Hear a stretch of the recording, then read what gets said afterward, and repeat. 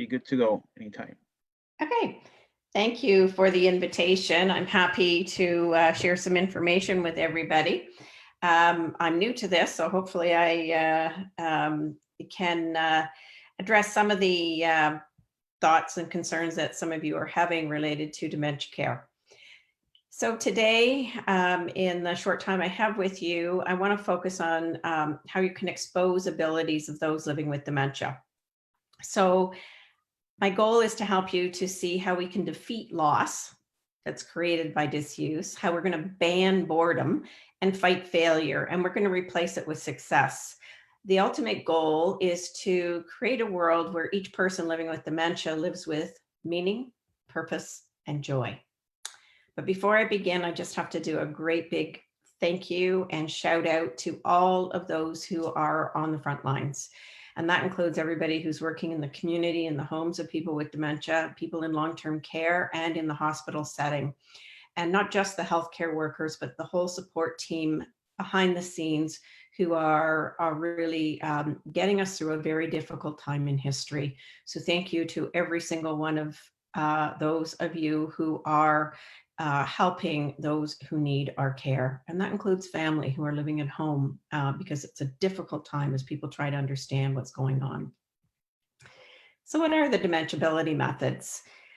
The focus is on helping you to understand the connection between the brain. I don't know if I can use my cursor if you can see it, but the brain is very complex. We need to understand something about the brain. We also need to understand something about the person.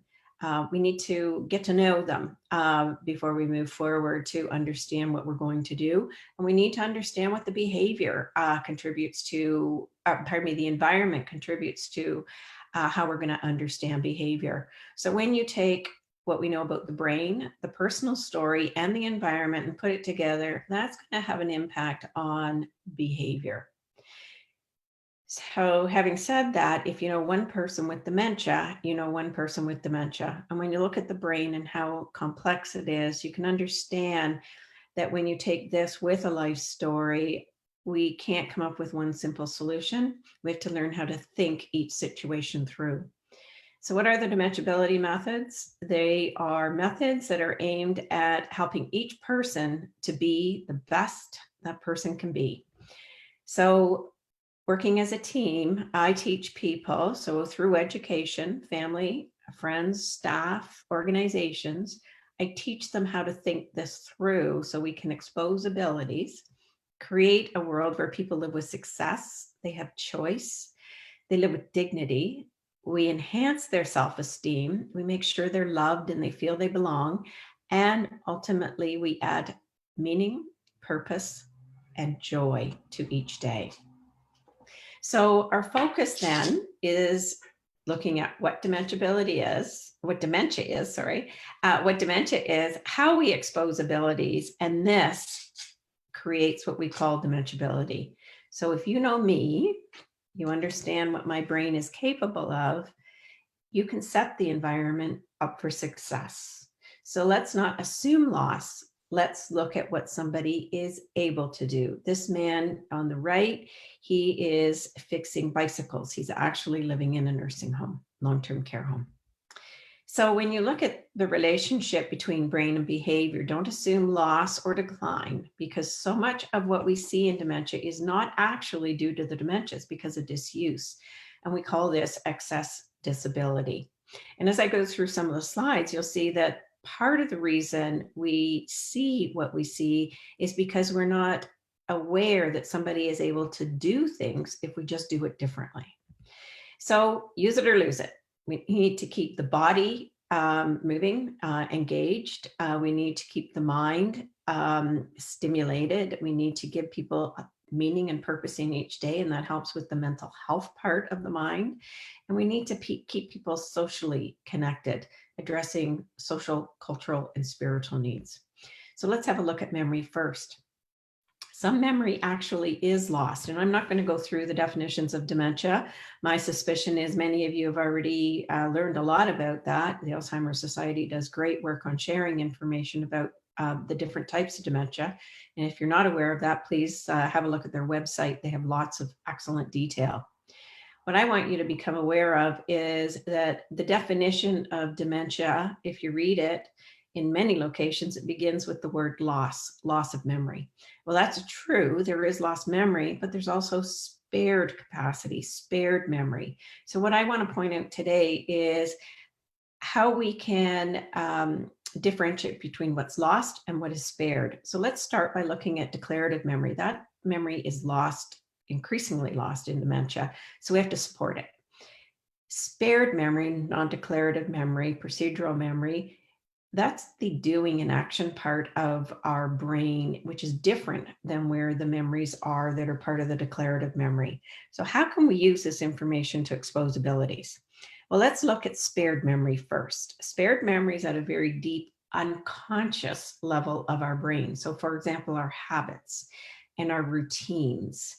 Habits and routines are spared in dementia. Those are action parts of our brain. So if you think about it and you think about your habits and your routines and the habits and routines of a person living with dementia, this might explain some of the behaviors that you see. For example, when you walk through the door at night, do you put your keys on a hook?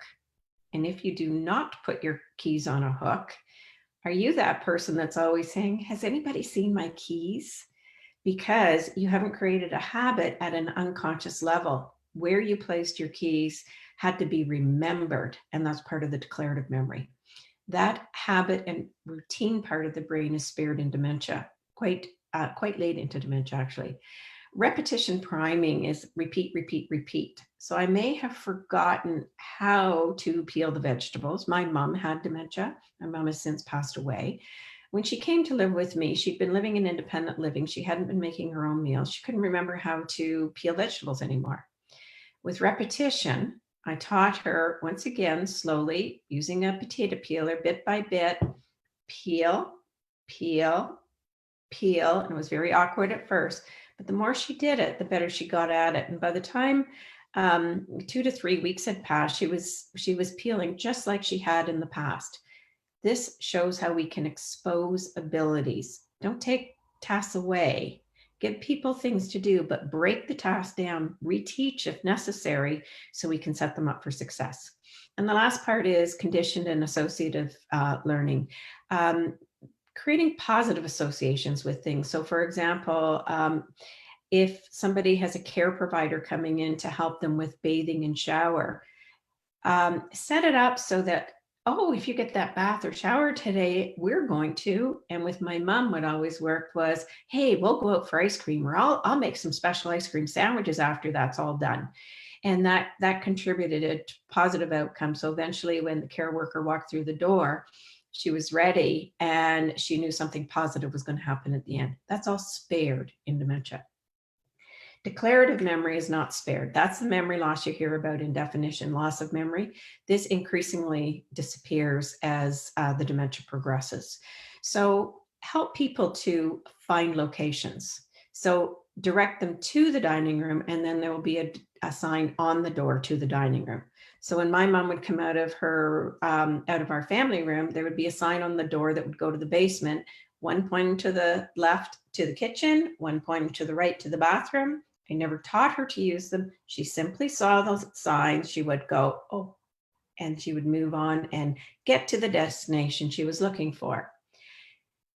I also put a picture of her past and present on her door so she could be reminded where her new bedroom was, because she was now living with us. The reason you put a picture of them in the past and the present, some people no longer remember what they look like in the present. So if you put both on the picture, you're setting them up for success. Also, put pictures or printed labels or both on cupboards, doors, and drawers to help people find things. They may not remember where they are, so they don't have the ability to remember where they are, but they do have the ability sometimes to actually do what needs to be done. Get dressed if they can find the things in the cupboards. Some people can't remember how to do things in the right order. They can see the toilet, they go in to the bathroom, but when they get in there, if you're supporting somebody in the community, you may have noticed that some people take a very long time when they go in and they come out and they wet their pants. The reason being is they can't remember what to do in the right order. So they get in there, they struggle, and then eventually something happens. Either they give up or they can't remember why they're there and they leave. So if you put the signs up and teach them to follow the signs, like on the blue signs on the wall, you will see that there are many people who have the ability to go to the toilet if you give them the clues, the cues to do things in the right order. The other thing is you can provide memory cues to help prompt action. So a sign such as peel the potatoes. I could have added the word please, peel the potatoes, but all I needed was to leave that out. I would ask my mom if she'd like to help peel vegetables. She'd get in the kitchen. She couldn't remember why she came in. And then I said, oh, you were going to peel the potatoes. So by simply putting the sign up, peel the potatoes, she wouldn't turn to me and say, why am I here? She would simply go and do it. And eventually she was doing it quite independently with a little bit of help with memory cues.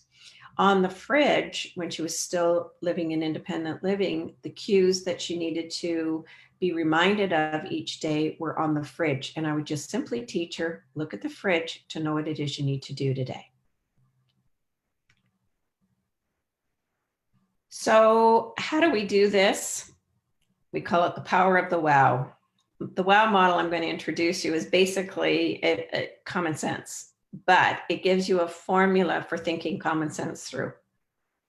So what's the wow model? First of all, you're going to ask, who is this person, past and present? What do you know? Then you're going to put your observations together. How does what you learned about memory and what you know about the person connect to what's going on right now? And once you figure all of that out, you can figure out what to do. So these are the things we need to know. Who is this person? What are they like? What are they not like? What did they do for a living? Did they have children? What are their hobbies? We also need to know about what are their fears?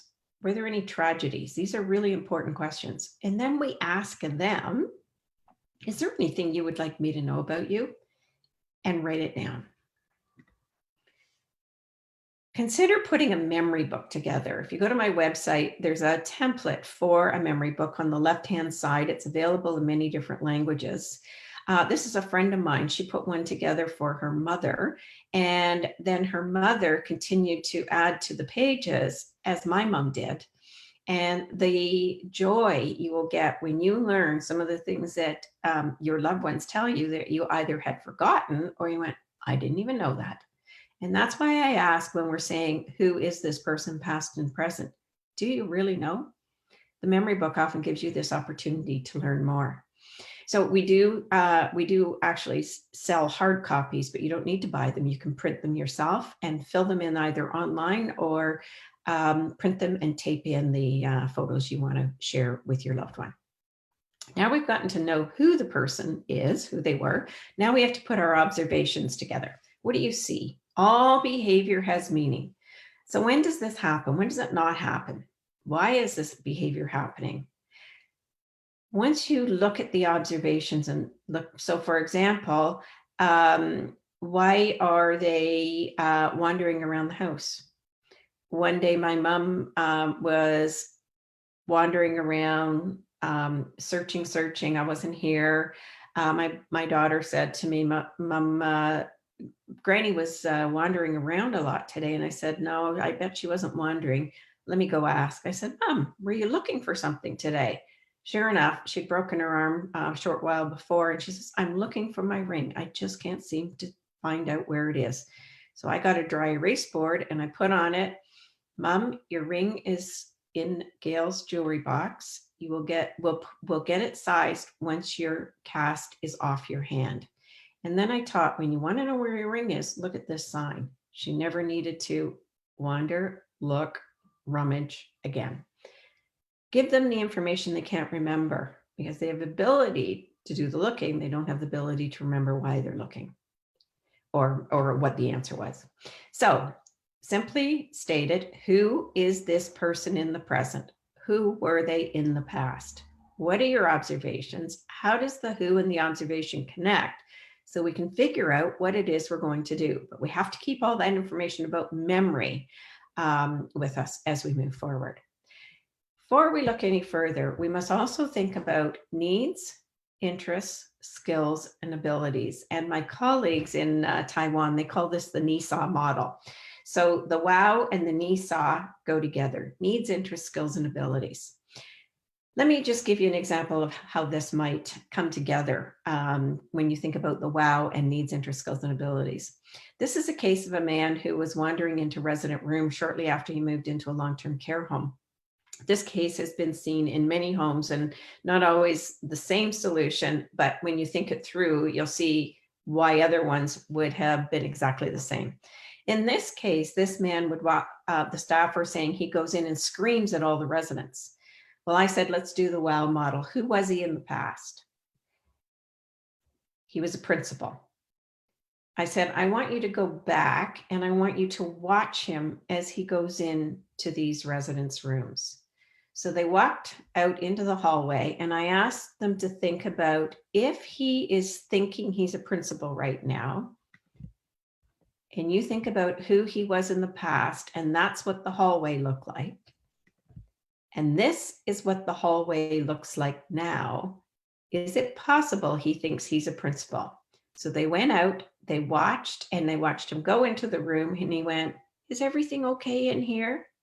He wasn't going in and screaming at anybody. My guess is he was trying to talk to them as he went in. They screamed at him. He screamed back. And that's exactly what happened. Is he was going in simply to check on people, but they may not have welcomed him. So what they did is, knowing he was a principal, they checked and found out he could read.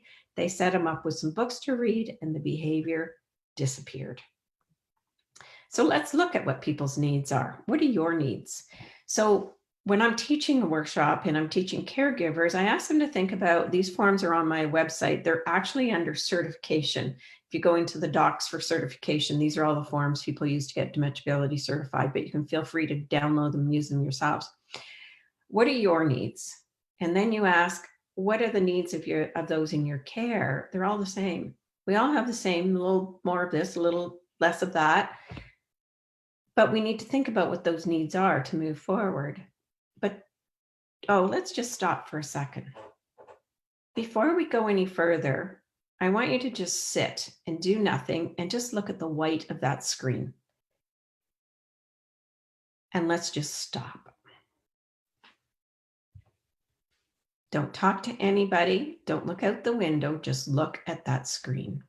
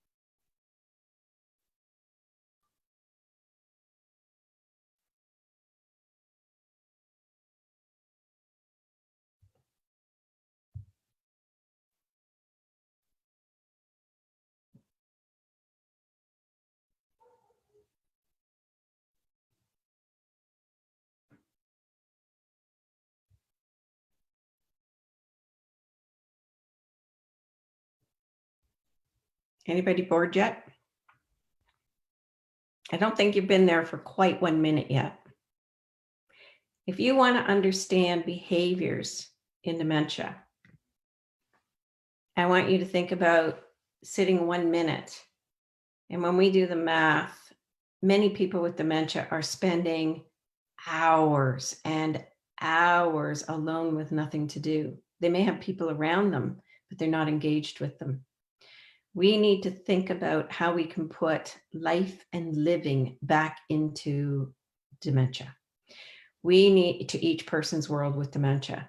So let's remove that boredom. As I said at the beginning, we want to ban the boredom, but we need to think about needs, interests, skills, and abilities.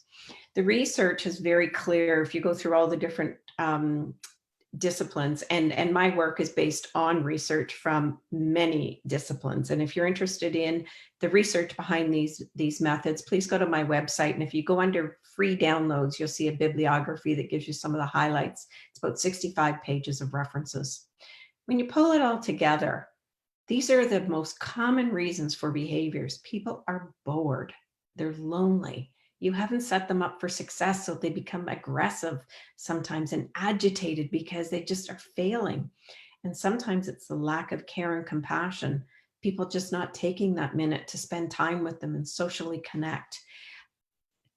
Much of this is not intentional. It's just from not a clear understanding about the needs of those living with dementia. People with dementia are no different than you and I. They need to have choice. They need to be able to make decisions. Maybe I want to wear a hat and a scarf to dinner. Why don't we allow that to happen? Maybe I want to take my purse. That's okay too. No, they don't have to pay for anything. Never argue with a person with dementia. You're not going to win.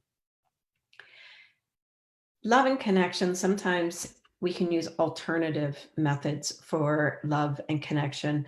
We have found that there are some people with dementia, the need to love, to nurture, that is very much spared in their brain. And if there isn't a baby or a child or something to nurture, we have found that dolls can be very effective. And I've put the Lovabella, it's a motorized doll, and Leapfrog Scout.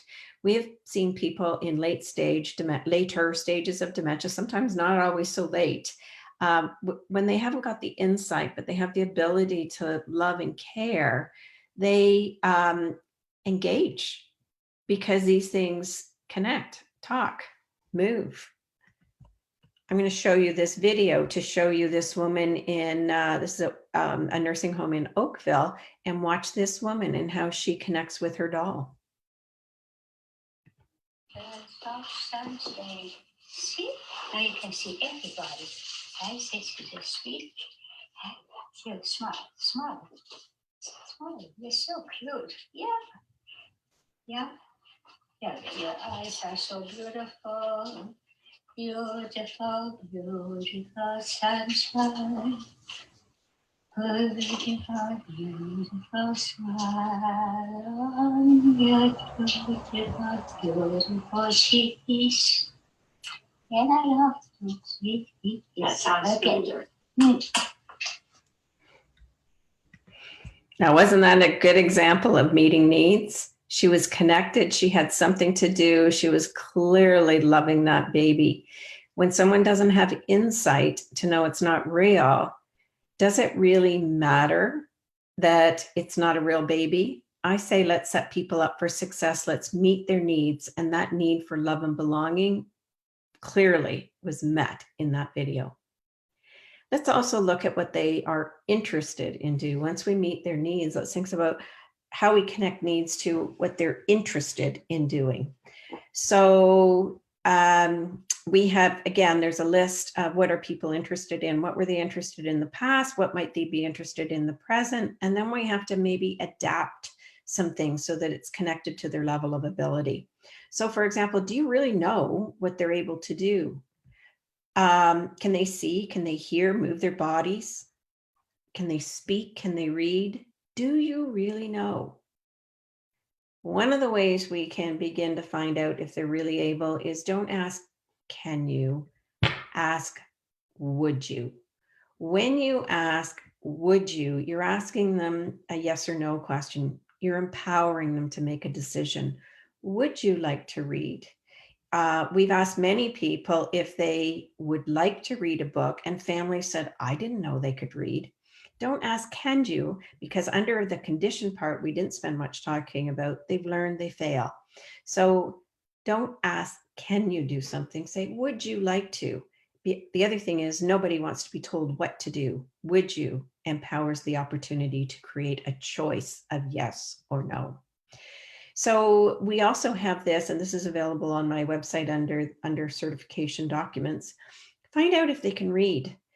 Many people have now learned, because I've done so much teaching in Canada and in other parts of the world, that people can read that have dementia. If they could read in the past, they may be able to read now. But what we need to do is create the size of font they can see, use non-curls, this is Arial font, and then set them up for success. So here's an example of somebody reading. This is my mom actually reading with her granddaughter, and she's reading the story to her.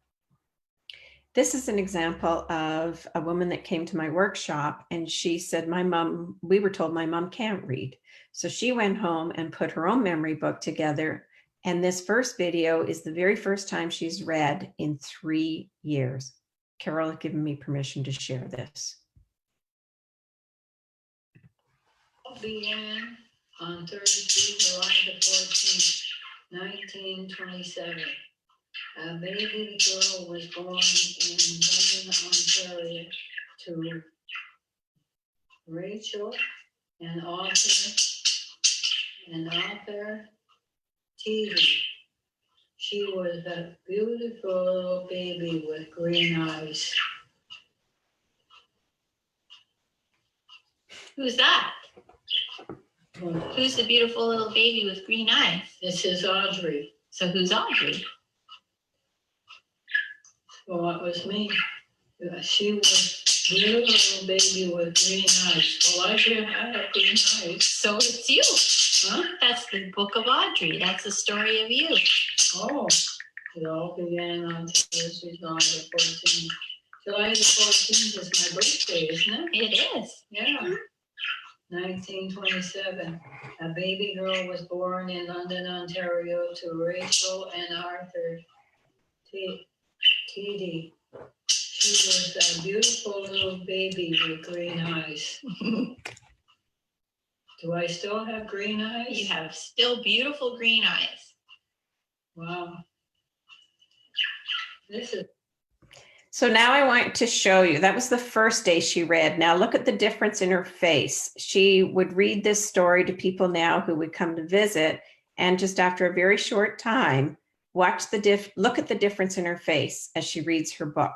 This is truly exposing abilities and joy. Whoops, sorry. a little baby with green eyes. Oh my God. Have I still got green eyes? You do. Yeah. Oh my goodness. And just a minute. Audrey had one brother named Ralph. He was the oldest and took very good care of this. That video just showed you that the ability to read is spared. The ability to turn the page is spared, but the ability to remember the details in the books have not been spared.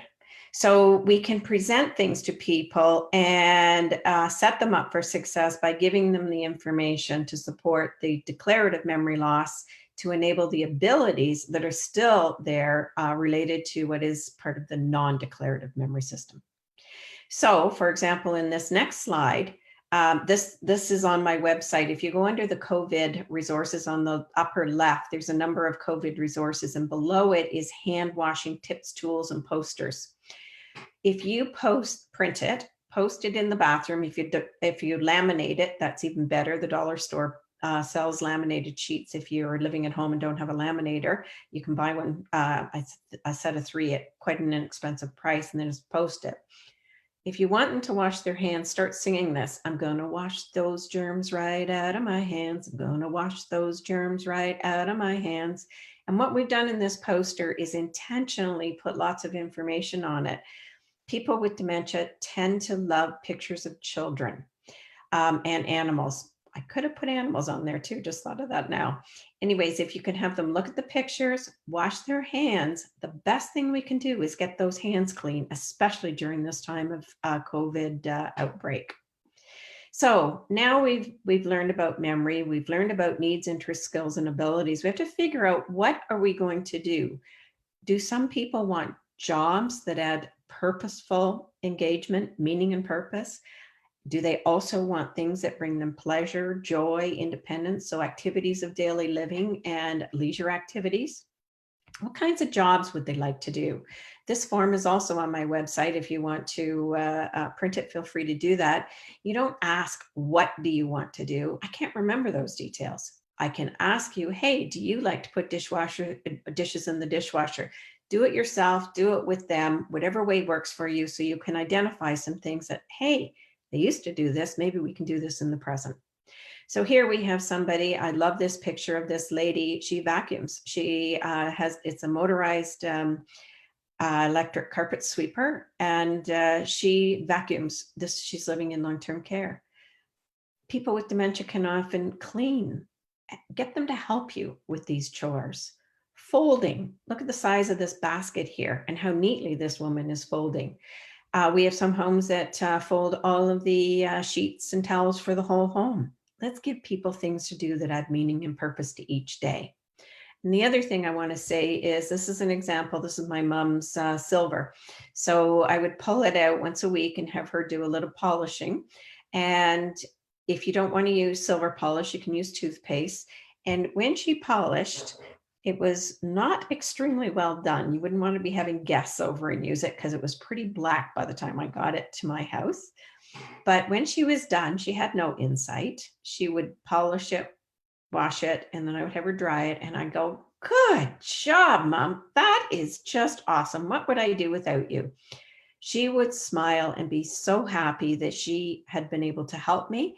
And the best part was she wasn't aware that it wasn't perfect. And she had been a perfectionist in the past. So this speaks to how some people don't have the insight to know that it may not be as it might have been in the past when you evaluate what a successful outcome is. Give them something to do in the kitchen, baking, cooking, helping, ironing. This is actually in a long-term care home. Always assess for risk. If you're giving a knife or a potato peeler, this woman has on heat gloves that don't allow her to get burnt. I have seen many people with dementia iron, and to date, I've never seen anybody get burnt. Use your observations, make sure nobody is in harm's way. But if this is something that would add meaning, purpose, and joy, I say let's give them the job and let's just make sure they're safe. This is an example of my dear friend and colleague in England who came. She took my workshop, and she is getting somebody to sweep. I have had many cases where families didn't believe that their loved one could still sweep, and they gave them a broom. And at first it was a little awkward and a little maybe not a fluid movement, but eventually they were sweeping the whole floor again. Don't underestimate the abilities of those living with dementia. We have job boards that are on our website. So if you want to print them, you could put job boards, if you're living at home, in the kitchen. Here's some jobs for the day. The memory cue will prompt the action once they learn to look for the job for the day. Some people, we can set up a desk. Some people may not sit and do a lot of work on it, but even if they come, type a few letters and then move on, you set somebody up for success. Activities should be available and accessible. So what are their needs, their interests, their skills and abilities?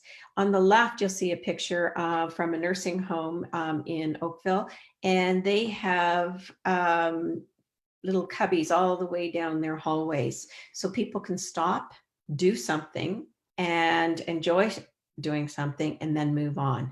You can also, this is on the right, this is in a day program in Dunnville. And they have all the baskets marked, so anybody can grab a basket at any time and give somebody something to do. Some people enjoy gardening. On the left at Royal Rose, they have the residents sand the garden box, and then they filled it, and then they plant, and they keep it indoors by the window and watch the garden grow all winter long. We also must think about cognitive stimulation. We have a number of books on our website that are large print, like I was talking about earlier, and you'll see in the picture on the top right, if you'll notice, there's only wording on one side of the page, and it's large print. And this is showing the sheer joy of two women in long-term care enjoying reading together. They both are holding their own copy of the book. Some of our books are available as a free download. Please feel free to download them and use them, including all of the Work It series across the bottom, including trivia, which gives 2 answers to every question, again, setting people up for success. And the Work It is available as free download, and they're also purchasable as a laminated, so you can reuse the pages. The choice is yours. When you think about cognitive stimulation, think about this. The puzzle has to be at their level of ability. I've seen people with dementia do 500 pieces, sorting everyone out by color, and then everybody coming together to put a big piece of puzzle. I could not believe how successful they had been. But here's somebody, later stage dementia, this is at her level of ability. So everything you do is based on their interests, their abilities, and the skills they have. She obviously has to be able to see if you're going to match colors, but if you couldn't see and you could just feel the image and the shape and where it fits, you wouldn't even need vision. Also, I want you to think about being creative. This board in the middle is on the wall, and people just put messages on it all the time and draw on it. So people who don't have a very long attention span, they walk by. If someone's visiting, they put notices on the board. And if you look on the left, this is my mom. Eventually, she did live in long-term care. I had a cart beside her, and these are all the things she needs to be successful. The work beside her triggers the action. So when I wasn't there, she had something to do to keep her engaged. And you could clearly see it in her eyes that she was brighter on the day she'd done something. But some things have to be also set up for success, harder versus easiest. So I have now created, I'm not trying to self-promote, believe me, I'm not trying to do that, but I want to show you the difference in what coloring can be. So this is a little video just to show you the different types of coloring books that we have available. These are brand new.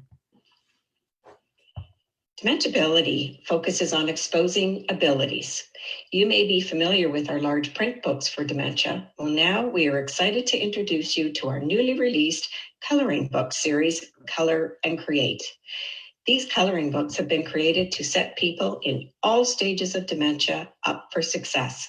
But hey, we found out that people of all ages want to color what we have created.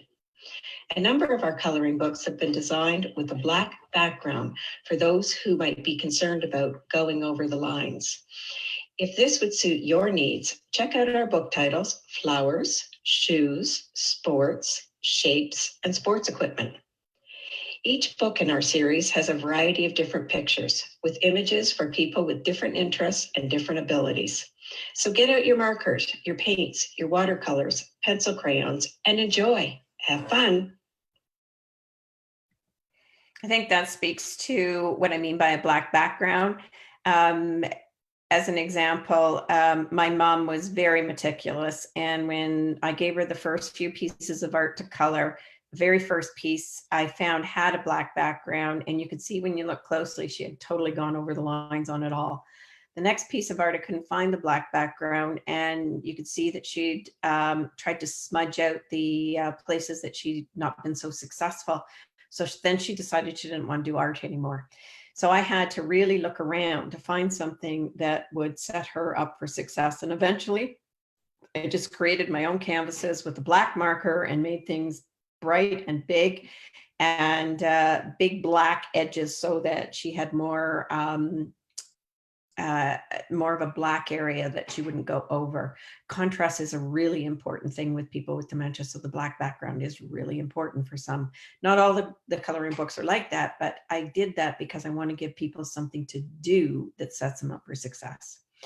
Anyways, moving on. If you want more ideas about things to do, especially during COVID and people who are in long-term care right now, and infection control becomes high priority because of the spread. If you go to my website under the top COVID area, you'll see this document that says aim to engage. And this is a whole bunch of examples of things that you might be able to do with people in long-term care at home while people are isolated and needing something to do. The other thing I have in the COVID section is I have messaging boards. Some of you might be a little tired of telling people that there are no family visits, there are no group programs, there are no meal programs down in the dining room. Whatever it is that you need to share, staff have to repeat this so often because people with dementia can't remember. Just print the messaging boards, laminate them, and leave them for those who need to be reminded about what's going on in their world. That document is a Word document, so you can make changes easily to suit those in your care. The other thing I did is I wrote some books for people who have dementia that might benefit from understanding what's going on, why they have to stay home, what this is all about. There's one for people in long-term care. There's one for people in the community. I wrote one that's a generic version so that if people are in other countries or you're in an area, you don't want the messaging that's in there, you want it to be more generic. I've got a UK version and I've got an Australia version of it because each country has its own different details about how this is being communicated. So if you're interested, please feel free to go to the website and download these resources. Upper left-hand corner, it's under COVID. So in closing, I just want to say that people with dementia are not trying to give anybody a hard time. They're having a hard time. All behavior has meaning. Let's expose abilities and help each person be the best he or she can be. Thank you, everybody. I hope that I didn't move too quickly, but I did want to give you a few highlights about how you can help those in your care expose their abilities.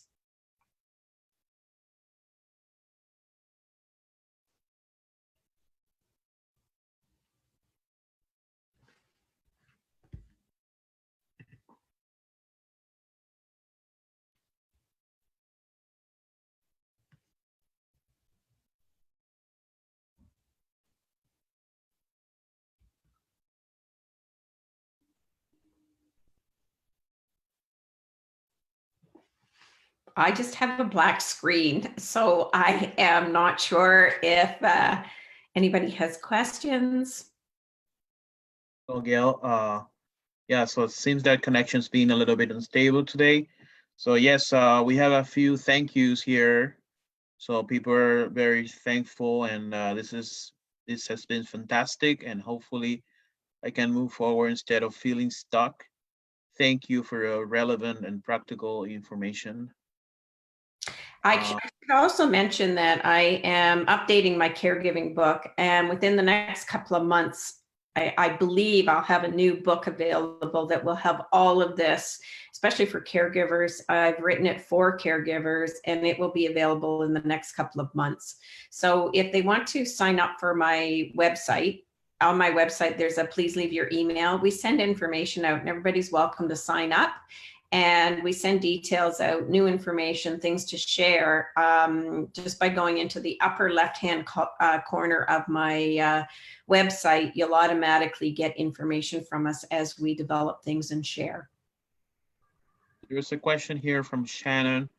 So when dealing with both parents with different stages of dementia, what is the best approach for making abilities more positive for both? Are they living together? Again, Miguel? I guess one of the questions I would have is if they're living together. This is a huge challenge and responsibility for those providing care. My advice is you need to collect the information using the WOW model. Who is this person, past and present? Get some details down. Perhaps create a memory book for both of them. And the messaging boards would have to be for both of them as needed. So you have to look at what are their needs, what are their abilities, so you can figure out what to do. And if you have somebody who's a little more able than the other, teach them to help the other person. So for example, teaching them to have the other one look at their memory book. Find things for them to do that they can both do. So for example, if you go into the COVID document that I was talking about activities, they might both be able to play the game of war. You know what it's like, both of you turn a card over and the highest card wins. I talk about that. Somebody might be able to sort cards. Really, it's about finding out what they're still able to do and then creating something so that you can get the one who's doing a little bit better to help the one who needs a little more support. And that will help with their brains, with both of them. The brain is neuroplastic. We got to keep working that brain so we don't lose those cells that are so important. It's not just the cells, it's the neural connections. You got to keep moving so that there is some good evidence to suggest that if you can keep the brain stimulated, you're not going to see the decline in the same way as you would if it's not. And the other part of the answer to this person's question is, it's really important to know what type of dementia it is too, because for each type of dementia, and that's why you've got to know the who in the present, you need to know what type of dementia it is, because that also impacts abilities.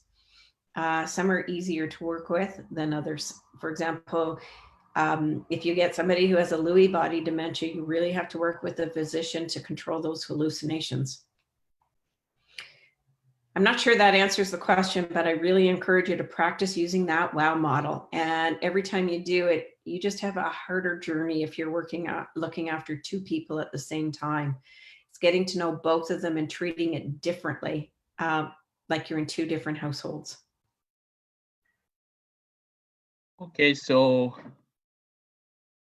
we have also, so where,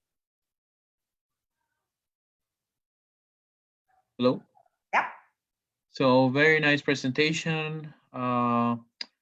So thank you. I agree with many of your points. Daily stimulation is key. Was surprised by the black background suggestion. My mother didn't like dark colors. Perhaps it represents fear. Oh, so let me respond. That's why I don't like doing short presentations. That's why you have to know who, past, and present. There'd be some people that's not a good idea, because that's why I started off by saying, what are their fears? What are their tragic events? For some people, you don't want to use that black, and that's what your O for observation is. If you use the black and you see something negative happen, then your what to do is, well, I won't use that, I'll use the white background. So it's always going back to your observations. What do you see? For some people too, what you saw in the past isn't going to be the same as what happens in the present. So thank you for that question. That's really important, but it's always looking at your observations. If the black background doesn't work, don't use it. If the white background doesn't work, then you might want to try the black background. So you always have to figure out what works, what doesn't work.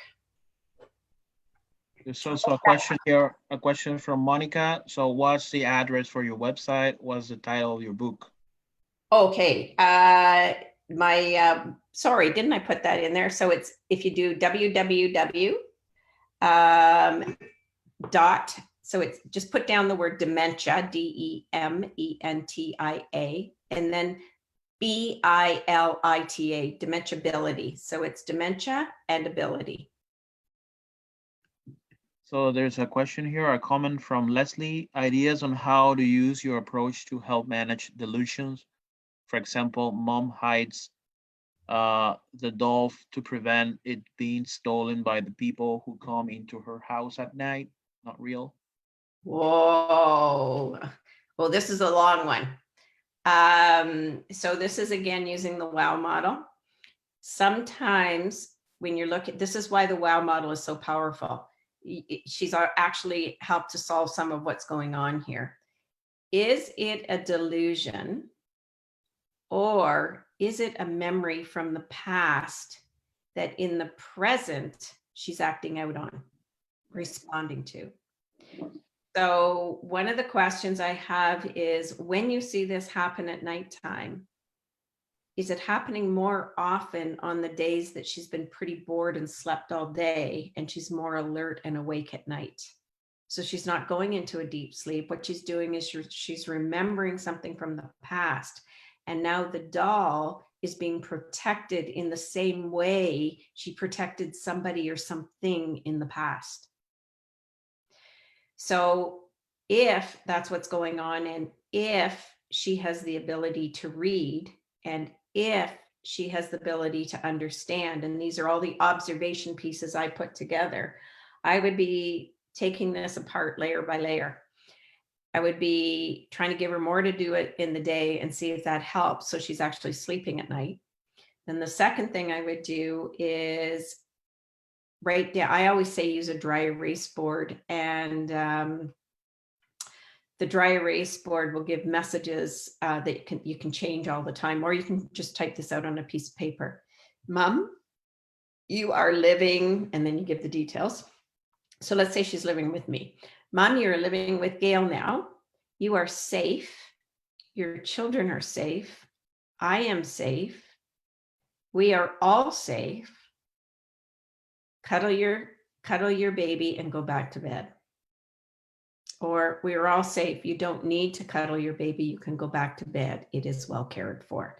And what you have to do is test out what messaging works best, given the situation and given what that brain is doing right at the moment. There's no, sometimes you get it right the first time. And sometimes it takes a little bit of trial and error, because you have to, you're working with what is going on in that brain right now. And sometimes it's memories from the past. And that's different than if it's actually a hallucination. And it's only through observations that I can help families say, okay, let's try this and see if this works. And if that messaging worked, it wasn't a hallucination, it was a memory from the past. Does that help?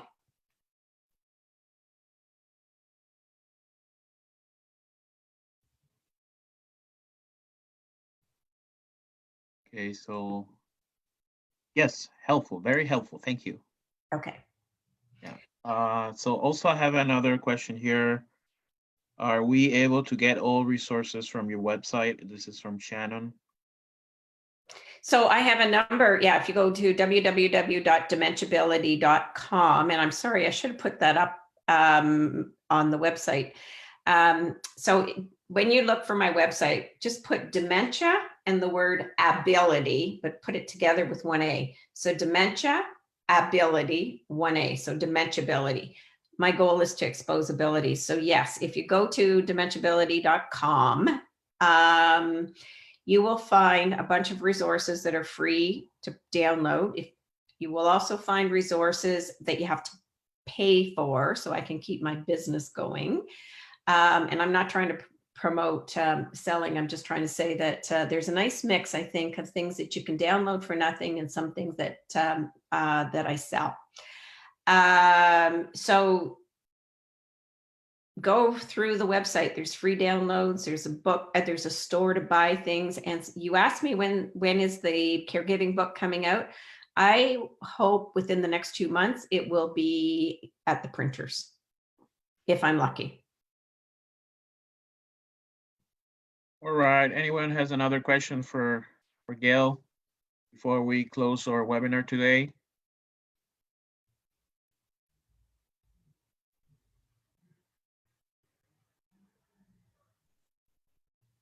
This is another comment from Leslie. So my mom just wants to chat all day, ideas on how to how to channel the chatting instinct. Again, I would use the WOW model. What was she like in the past? Is this something to do with the frontal lobes of her brain so that there's no controls to stop the chatting?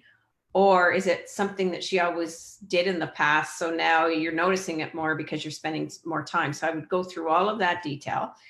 And based on the answers I get, one thing I would think about is, can you find others that she could actually you could ask them to phone her and actually have a conversation with her. The second thing is, there's a couple of free downloads there. You could try those. And by the way, sign up, because we've got a new book coming out. It's called Tetley Tea. It's going to be a free download. I did that with Tetley Tea company. Have her read the book. It might address the need to keep that brain working. And see what happens if she just sits and reads. The next thing is there any young person in the family, and they don't have to be young if they're at the other end of the phone and she doesn't remember how old they are, could she read to somebody on the phone? And the other option I have is, I have some books that we've created. They're for sale on our website, and they're called Let's Chat and Let's Chat Some More. And what these are is, she would read the question to somebody and then they would answer. So sometimes you get tired of the same conversations all the time. And so the let's chat and let's chat some more, we created because we found a lot of people, let's say, get stuck. And when you see what the brain is doing, rehearsing the same question, same answers, same, you get that repetitive questioning that's hard to break, to the point it goes so unconscious you can't stop the loop. So anything that creates a different opportunity for a different conversation would probably benefit her. That's a good start. Those are my initial reactions to that, but that would require probably a lot more thinking. Use the WOW model and help you to think that through about what can I do so that the conversation is different. Yeah, so another comment here from Maria. Another idea, my mother used to talk to her bear. Yeah. That's awesome. And that's why I showed you the leapfrog. The reason leapfrog is so helpful is because what I am finding more and more is, especially as the dementia progresses, but even before the dementia progresses, people need to be loved and they need to feel connection. So I don't know if you noticed that I was wearing my name badge today. The other thing I teach is I want everybody to wear a name badge, put it on them and put it on you. And you just happen to have it on. And I do that to set people up for success. So, sorry, I went off on a train. What was the question again? Oh, the teddy bear. So the teddy bear, well, in fact, we're putting name badges on teddy bears now too.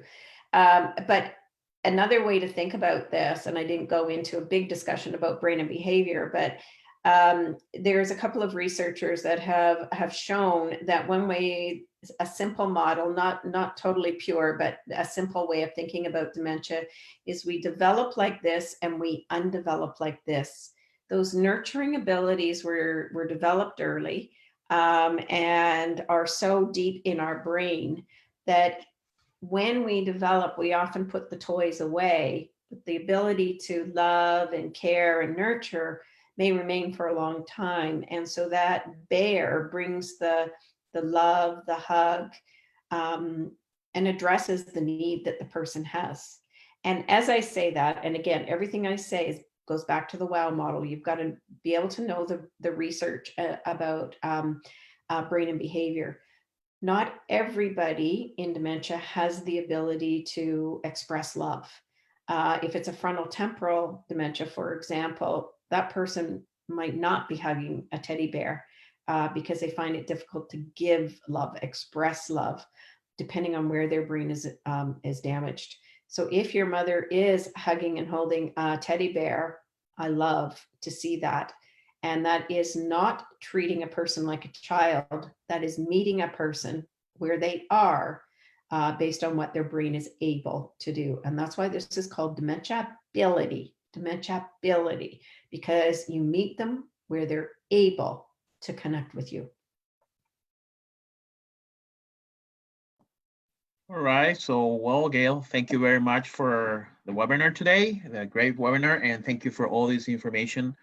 So just to remind people that this webinar is going to be recorded, is actually recorded on Facebook. So if you want to watch it again, you can go to our Facebook website and watch this webinar again. And shortly, it's going to be also available for on YouTube.